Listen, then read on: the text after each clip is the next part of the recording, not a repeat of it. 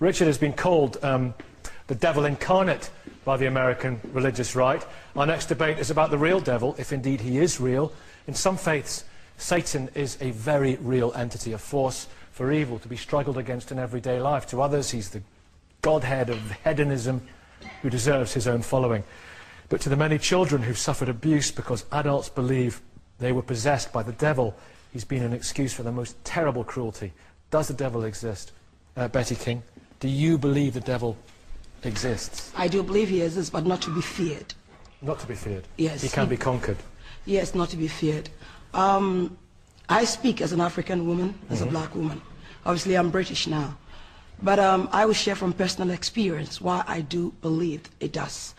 It does exist, but not to be feared. Can the devil possess people?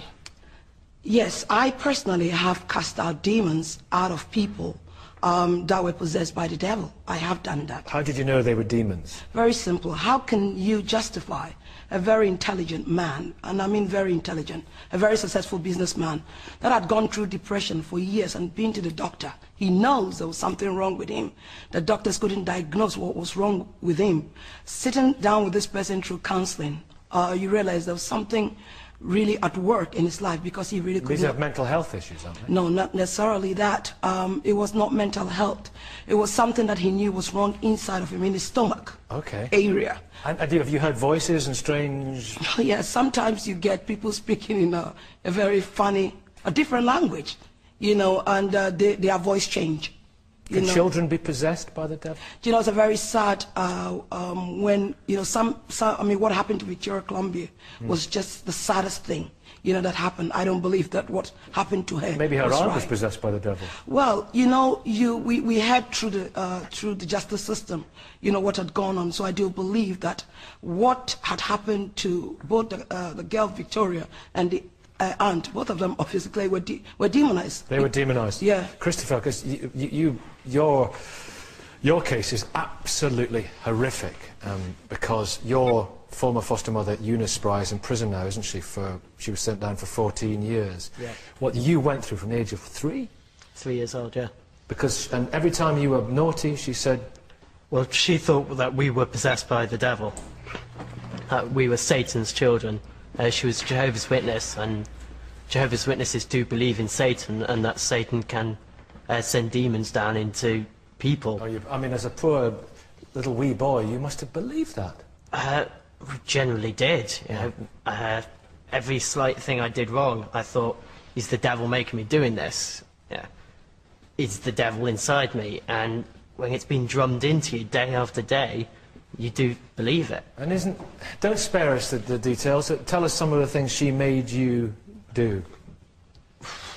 Well, there's just... To rid yourself of the devil. Huge number of things. She was determined to beat the devil out of us, literally. She would beat our feet hours on end, because the feet don't bruise, so there'd be no scars. But we would be there just laid on the floor screaming, and then to shut us up, she'd shove sticks down our throats so we couldn't scream for help. She made you drink your own vomit? She did, yeah. We made her drink bleach, TCP, anything to rid us of the devil. And she was determined to save us, you know, from Judgment Day. So. Isn't that the danger of...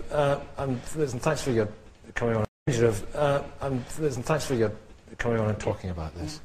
Isn't there a danger with you? Councillor, I think, OK, Betty, you want to come back? If you believe this claptrap, isn't this where it can lead? I'm really sorry that you went through that. Clearly, she was the devil. Was she? Because nobody clearly can say that. She was just a very bad person, wasn't she? Yeah, I mean, a person, a child. You're looking after a child.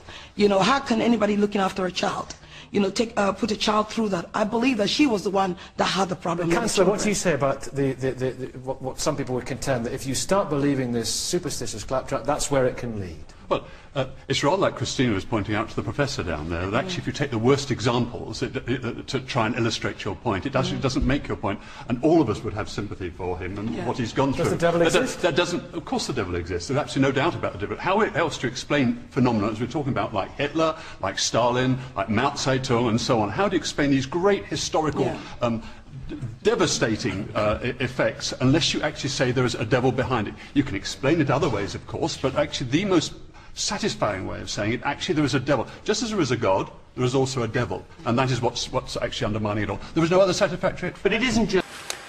So what do we have? Two brainless fucking idiots. But the worst of the two is definitely that man for being an insensitive little shit.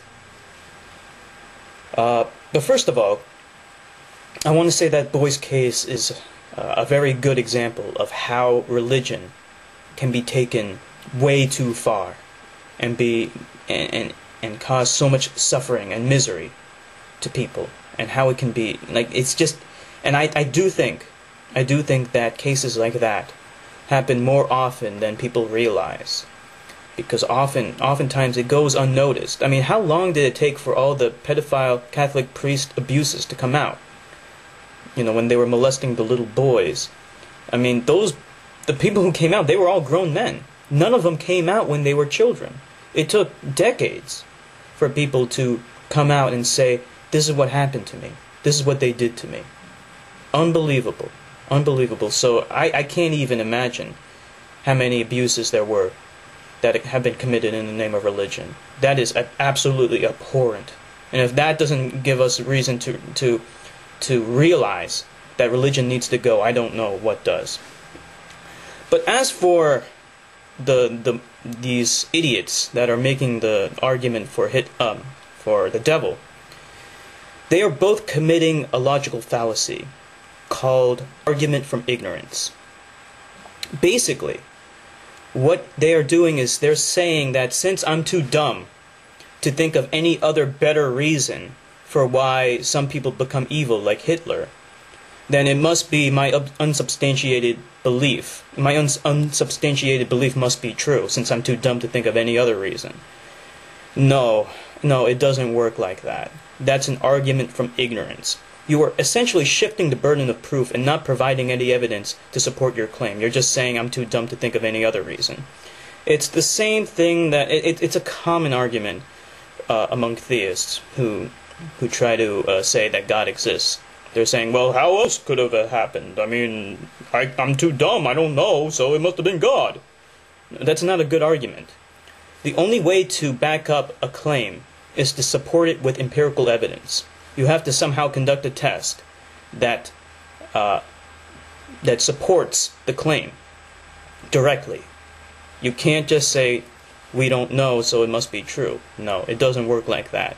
You are shifting the burden of proof. You're saying, well, since you can't disprove my claim, then it must be true. No.